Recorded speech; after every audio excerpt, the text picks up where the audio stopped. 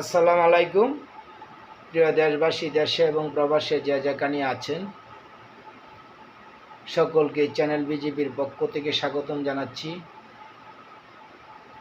সাথে আছে আমি advocate Fakir Abdul Majid, chairman Bangladesh Janaoikya party BJP. প্রিয় দেশবাসী,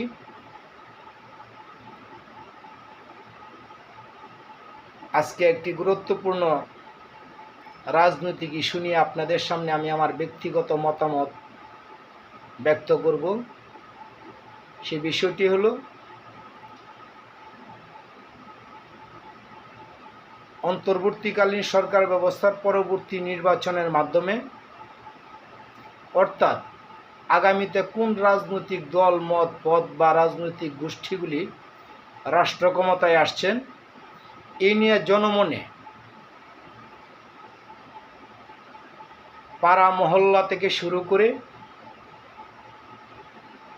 সমস্ত অফিস আদালত এবং বিভিন্ন সর্বশ্রেণী পেশার মানুষের মধ্যে একটি আলোচনা যে আগামী রাষ্ট্র ক্ষমতায় আসছেন কোন দল। এই নিয়ে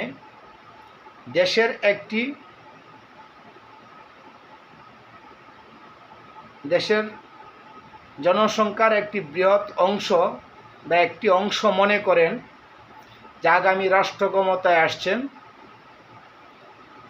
বিএনপি, জামাতে ইসলাম সহ সমমনা রাজনৈতিক দল গোষ্ঠীগুলি আগামীতে রাষ্ট্র ক্ষমতায় আসবে। পাশাপাশি জনমনে আরেকটি আলোচনা এবং আরেকটি বিষয় নিয়ে গুঞ্জন রয়েছে, আগামী জাতীয় সংসদ নির্বাচন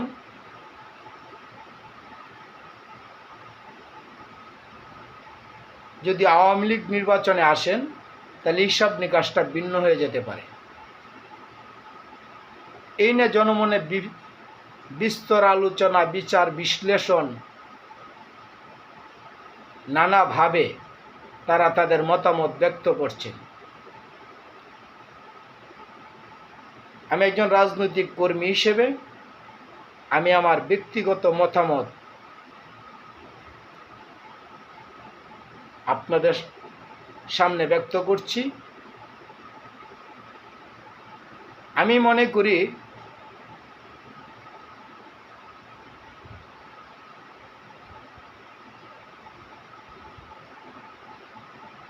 আগামী নির্বাচনে যে বা যে দলেই নির্বাচিত হোক বা রাষ্ট্র ক্ষমতায় আসীন হোক না কেন, এই সমস্ত বিষয় সব কিছুই ভবিষ্যৎ রাজনৈতিক অবস্থা এবং রাজনীতির নির্বাচনী প্রক্রিয়া ব্যবস্থাপনা সমস্ত কিছুর উপর অনেকাংশে নির্ভর করবে। কেন নয়, নির্বাচনী ব্যবস্থা যদি অবাধ, সুষ্ঠু এবং নিরপেক্ষ একটি নির্বাচন ব্যবস্থার পরিবেশ সৃষ্টি হয়, সেই ক্ষেত্রে হিসাব নিকাশটা ভিন্ন রকম হতে পারে। আর সেটা কীরকম হতে পারে, এটা এই সমস্ত বিষয়ে আলোচনা করলে অনেক বিস্তর আলোচনার দাবি রাখে। অতঃপর সংক্ষিপ্তভাবে আমি আমার ব্যক্তিগত মতামতগুলি আজকে আপনাদের সামনে ব্যক্ত করব, যে বিষয়টি নিয়ে ইতিমধ্যে সারা দেশব্যাপী সমস্ত শ্রেণী পেশার মানুষের মধ্যেই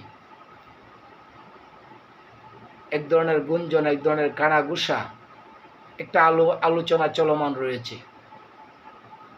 তো সেই প্রেক্ষিতে আমি বলতে চাই, আগামী জাতীয় সংসদ নির্বাচন তথা অন্তর্বর্তীকালীন সরকারের মাধ্যমে যে নির্বাচন দেশবাসী প্রত্যাশা করতেছে, সেটা কতদিন পরে, কত মাস পরে, কত বছর পরে অনুষ্ঠিত হবে বা নির্বাচনের পরিবেশ পরিস্থিতি কতটুকু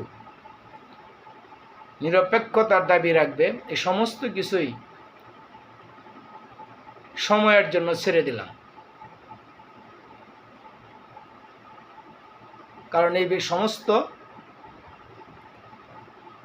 নির্বাচনী কাঠামো, রাজনৈতিক পারিপার্শ্বিকতা সকল কিছুই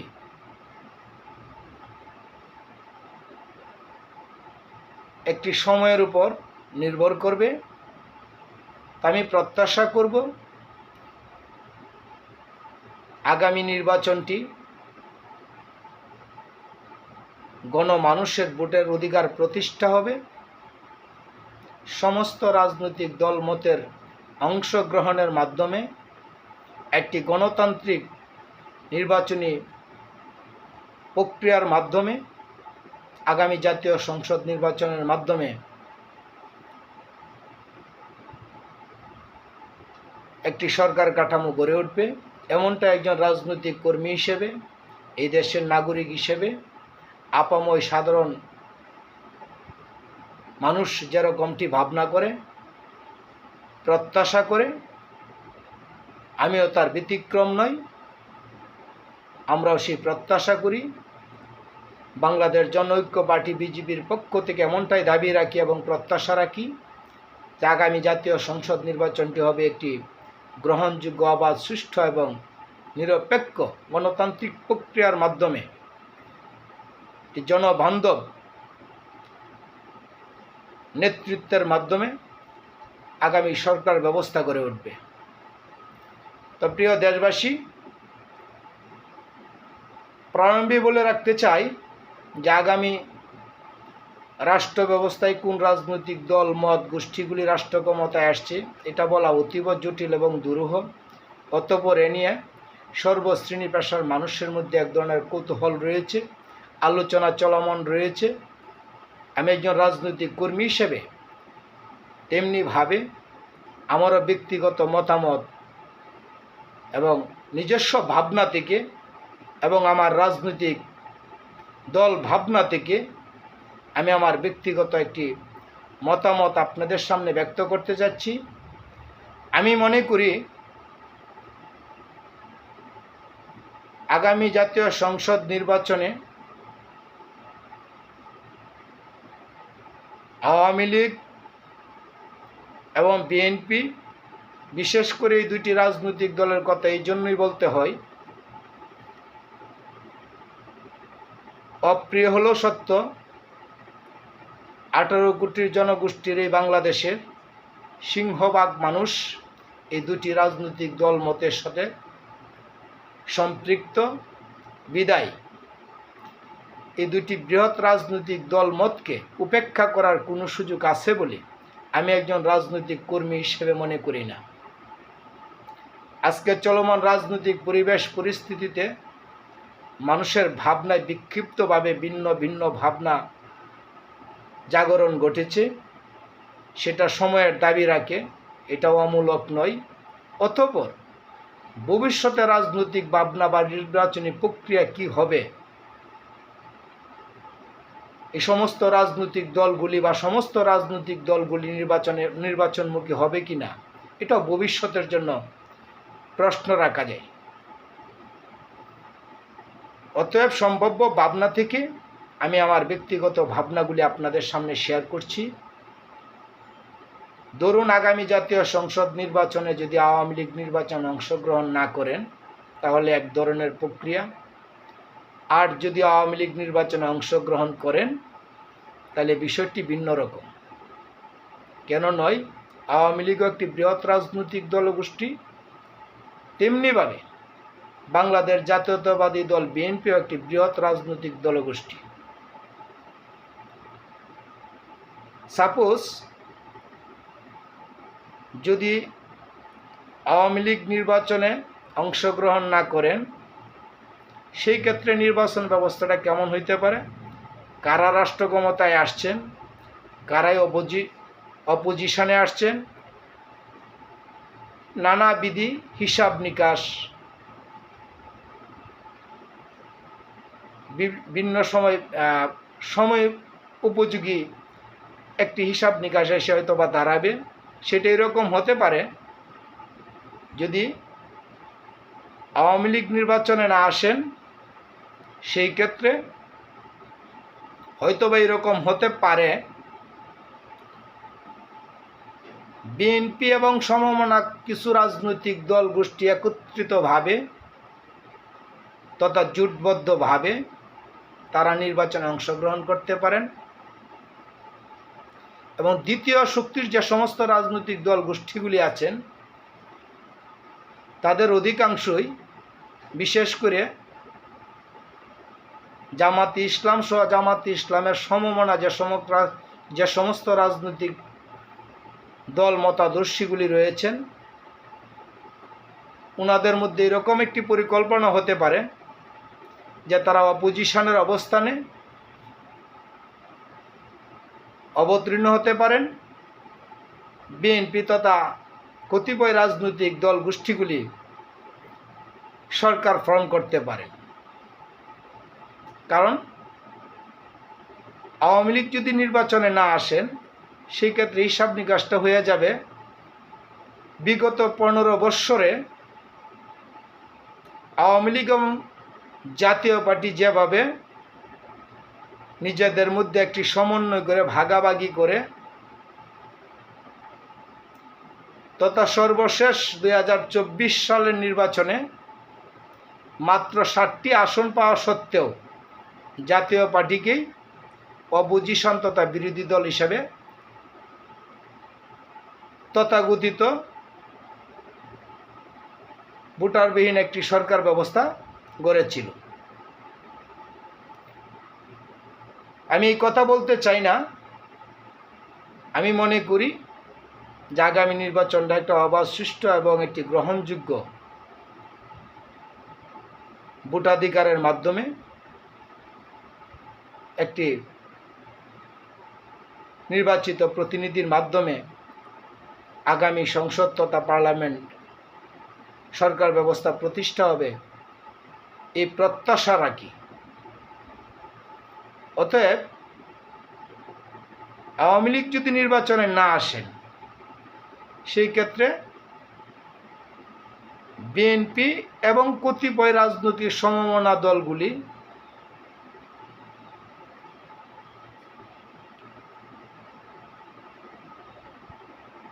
তারা সরকারে আসতে পারেন, অপোজিশনের রোলটা প্লে করতে পারেন জামাত ইসলাম এবং অন্যান্য ইসলামিক সমমনা রাজনৈতিক দলগুলি।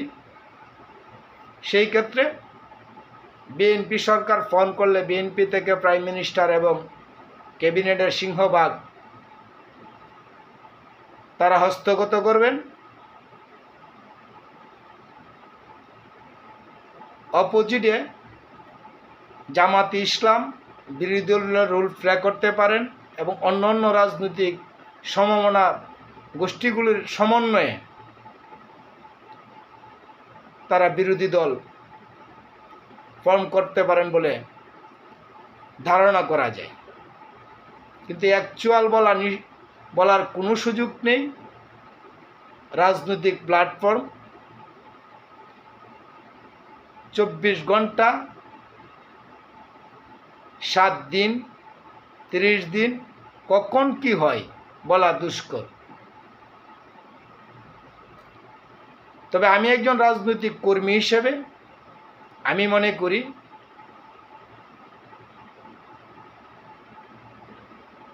যদি নির্বাচনী ব্যবস্থা এবং রাজনৈতিক পরিবেশ পরিস্থিতি সমস্ত কিছুর নিরীক্ষে আওয়ামী লীগ যদি নির্বাচনে আসেন, তখন হিসাব নিকাশটা ভিন্ন হয়ে যেতে পারে। সেই ক্ষেত্রে সম্ভাব্য যে ধরনের হিসাব নিকাশ হতে পারে সেটি এরকম হতে পারে যে আজকে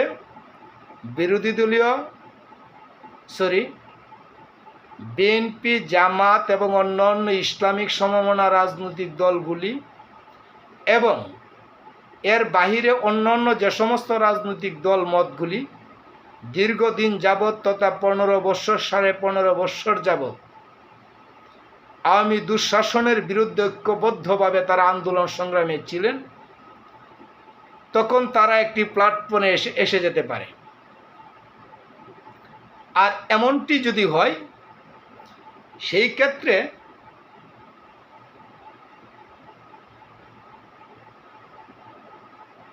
বিএনপি, জামাত তথা অন্যান্য রাজনৈতিক দল মধ্যে যে জোট বা সমন্বয়ের যে শক্তিটার সৃষ্টি হবে, বর্তমান রাজনৈতিক অবস্থার প্রেক্ষাপটে আপাততকালীন বলা যায়, যদি রিসেন্টলি নির্বাচন হয়, খুব দ্রুত যদি নির্বাচন আসীন হয়, তাহলে সেই ক্ষেত্রে তারা সরকারে যাওয়ার সম্ভাবনাটা অনেক বেশি।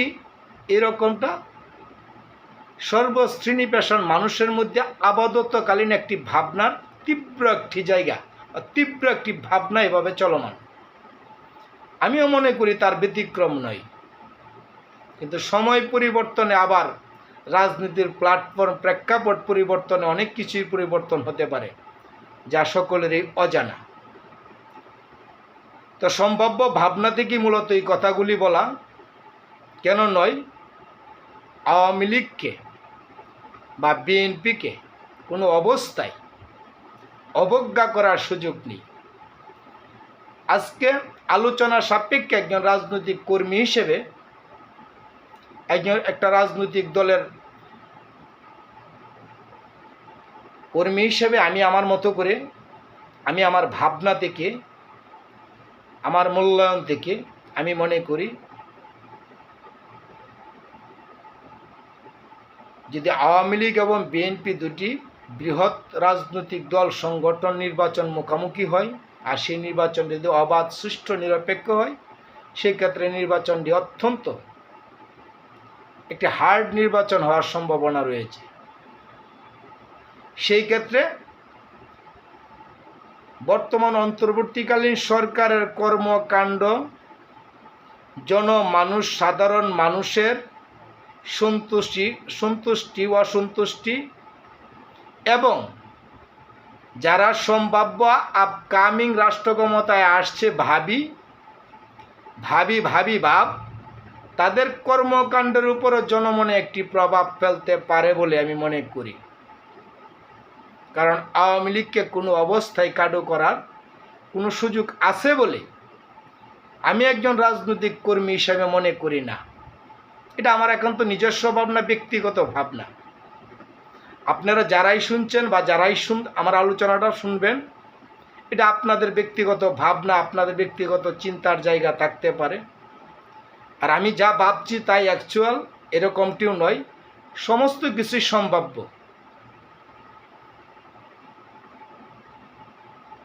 তো ভাবনাটি এরকমটা হতে পারে। আজকে আওয়ামী লীগের কথাই যদি বলি, 5ই আগস্ট পরবর্তী সময়ে রাজনৈতিকভাবে একটি চরম বিপর্যস্ত অবস্থার মধ্যে রাজনৈতিক দলটি এবং নেতাকর্মীরা রয়েছে। তাদের দোষ গুণ এই নিয়ে আমি আজকে কথা বলতে চাই না। কেন নয়, আজকে আমি কথা বলতে চাচ্ছি আগামী সম্ভাব্য নির্বাচনে কোন রাজনৈতিক দল মত, মানুষের কি ভাবনা, মানুষের কি প্রত্যাশা, আমাদের কি ভাবনা, সেই ভাবনাগুলি শেয়ার করতে। বিদায় অন্যদিকে আজকে মুভ করছি না। তো প্রিয় দেশবাসী, আওয়ামী লীগের ধ্বংসের কারণ আওয়ামী লীগ নিজেই দায়ী। বিগত 15 বৎসরে তারা যে অপকর্ম, যে দুঃশাসন, যে লুটপাটের স্বর্গরাজ্য করেছে, এই নিয়ে আমজনতা তথা সাধারণ মানুষের মধ্যে বিক্ষুব্ধ একটি ভাব সৃষ্টি করছে, যেটা জনমানুষের অধিকাংশই রাজনৈতিক নিরপেক্ষ একটি জনমনের মধ্যে একটি ক্ষোভের সৃষ্টি রয়েছে। তাদের প্রতি একটি অসন্তুষ্টি এখন পর্যন্ত চলমান। তো ভবিষ্যতের বিষয়টি কিন্তু ভবিষ্যৎ, এটিও আবার নিশ্চিত করে বলা যাবে না যে আগামী 2 বছর পরে নির্বাচন হলে আওয়ামী লীগের ভাবনাটি কীরকম থাকবে, এটা সময় বলে দিবে। আবার বিএনপির অবস্থানটা কোথায় যাবে, জনমন কিভাবে ধারণ করবে, এটাও সময় বলে দিবে। আপাতত দৃষ্টে আওয়ামী লীগ নয়, জনমনে বিএনপি এবং জামাত ইসলাম সহ অন্যান্য সমমনা রাজনৈতিক গোষ্ঠীগুলি নিয়ে জনমনে একটি পজিটিভ ভাবনা, সম্ভাব্য ভাবনা, যা রাষ্ট্র ক্ষমতায় আসছেন বিএনপি এবং সমমনা রাজনৈতিক দল গোষ্ঠীগুলি। যাক, আমি আওয়ামী লীগের কথা বলতেছিলাম, বিশেষ করে একদম তৃণমূল পর্যায়ে বৃহৎ শক্তিশালী সাংগঠনিক পজিশন দুটি রাজনৈতিক দলের, প্রথমত আওয়ামী লীগ বিএনপি, দ্বিতীয়ত জামাত ইসলাম, এবং আর বিশেষত অন্যান্য রাজনৈতিক দলের কথা বলতে গেলে নাইবা বললাম।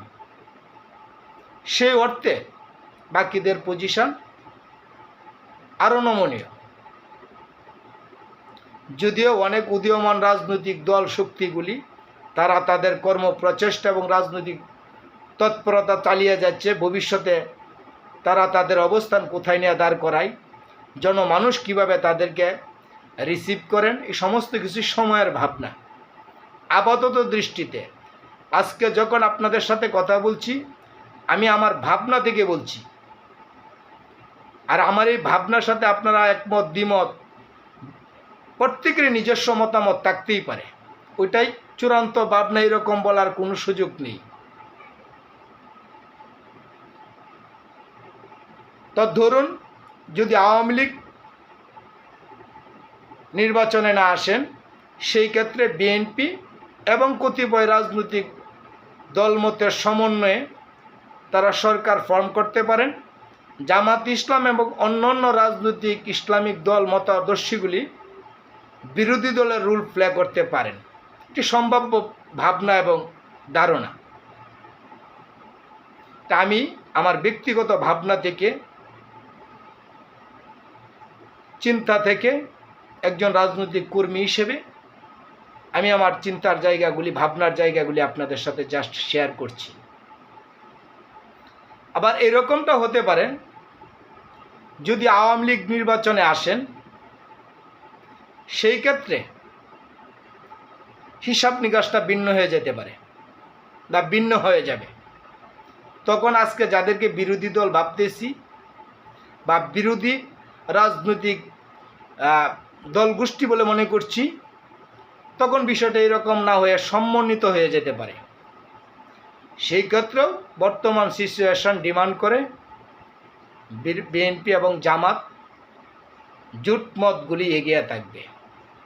কেন নয়, দীর্ঘ 15 বৎসরে আওয়ামী লীগ শুধু অপশাসন, দুঃশাসন, লুটপাট এবং হত্যা, খুন, গুম, দুর্নীতি, অপনীতি করেন না। ভাই বাস্তা, আত্মীয় স্বজন লুটে পুটে খেয়েছেন, এরকমটি নয়। বরং সর্ববৃহৎ রাজনৈতিক দলের ডেডিকেটেড নেতাকর্মীরা অসন্তুষ্ট, বিক্ষুব্ধ এবং চরমভাবে দলের প্রতি অনীহা, অভিমান নিয়ে নীরব নিস্তব্ধ হয়ে গিয়েছেন। অতএব সেই ক্ষেত্রে আওয়ামী লীগের সাংগঠনিক অবস্থা অত্যন্ত আপাতত খারাপ বা নাজুক বলা যায়। যেমনটা দীর্ঘ 15 বৎসরের স্ট্রিম রুলারের পরেও বিএনপি নামক রাজনৈতিক দলটি এত শত হামলা, মামলা, আঘাত, নির্যাতন, নিপীড়ন সহ করেও বিএনপি, জামাত তথা অন্যান্য রাজনৈতিক দল গোষ্ঠীগুলি তাদের অবস্থান ভেঙে যায়নি, বরং সুদৃঢ় হয়েছে। অতএব এমন তো অবস্থায় রিসেন্ট বা সম্প্রতি নির্বাচন ব্যবস্থায় আসলে, সেই ক্ষেত্রে আওয়ামী লীগের কোনো অবস্থায় সরকারে আসার সুযোগ আছে বলে আমি একজন রাজনৈতিক কর্মী হিসেবে আমি আমার ব্যক্তিগত ভাবনা থেকে মনে করি সম্ভাবনা অত্যন্ত কম। সেটা 98% কোনো সুযোগ নেই, কোনো রকম মিরাক্কেল ছাড়া। তবে রাজনৈতিক পরিবেশ পরিস্থিতি কখন কি রূপ ধরে বলা দুষ্কর। আপাতত আওয়ামী লীগের রাজনৈতিক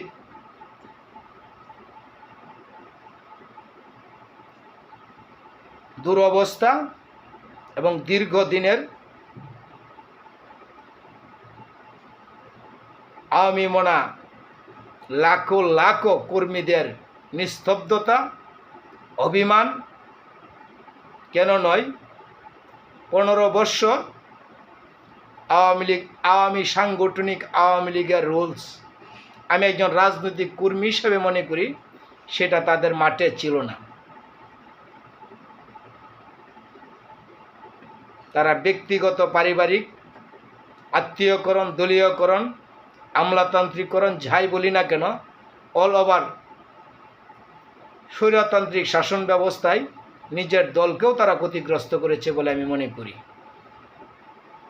সেই অর্থে বিএনপি, জামাত এবং অন্যান্য রাজনৈতিক দলগুলি তারা সত্য নির্যাতন, নিপীড়নের মধ্যেও নিজেদেরকে সুসংগঠিত রেখেছে, বরং সুসংগঠিত হয়েছে, তাদের বন্ধন আরও সুদৃঢ় হয়েছে।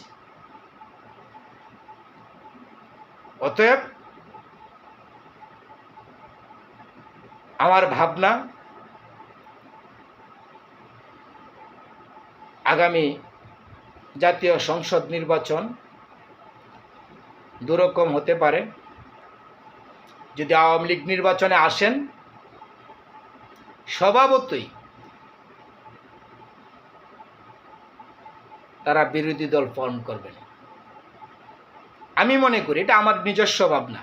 আপনারা যারা আমার এই আলোচনাটা শুনছেন, আপনারা মত দ্বিমত পোষণ করতে পারেন, একান্ত ব্যক্তিগত বিষয়। আর যদি আওয়ামী লীগ নির্বাচনে না আসেন, সেই ক্ষেত্রে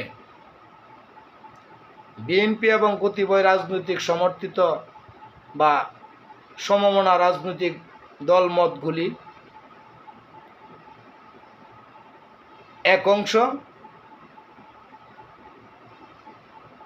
সরকারি দলে আসছেন এবং সম্ভাব্য, আমি আবারও বলছি, সম্ভাব্য বিএনপি এবং অন্যান্য ইসলামিক রাজনৈতিক সমমনা দল গোষ্ঠীগুলি বিরোধী দলে আসার সম্ভাবনা অনেক বেশি।